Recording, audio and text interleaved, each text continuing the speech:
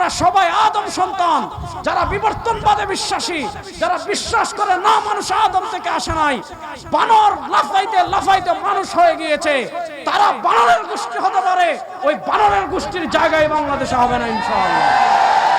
আল্লাহ বলেন আমি আদমকে সৃষ্টি করেছি মিন সুলালাতিন মিন তিন, যাচাই বাছাইকৃত মাটি থেকে। পৃথিবীর প্রথম সৃষ্টি হলেন আদম, পৃথিবীর প্রথম মানুষ হলেন আদম। আদমকে আল্লাহ সৃষ্টি করেছেন মাটি থেকে। আল্লাহ আদমের বাম পাজর থেকে সৃষ্টি করেছেন মা হাওয়াকে। আদমের জেন্ডার ছিল পুরুষ, আর আল্লাহ আদমের বাম পাজরের হাড্ডি থেকে সৃষ্টি করেছেন হাওয়াকে।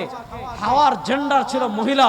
তো এই মানুষের দুইটা পরিচয়, কিছু মানুষ হবে পুরুষ, কিছু মানুষ হবে মহিলা। এখান থেকে আমাদের মৌলিক দুইটা বিষয় শিখতে হবে, মৌলিক দুইটা আকীদা শিখতে হবে। আমাদের পিতৃপুরুষ ছিলেন আদম। আদমের আগে পৃথিবীতে কোনো মানুষ ছিল না।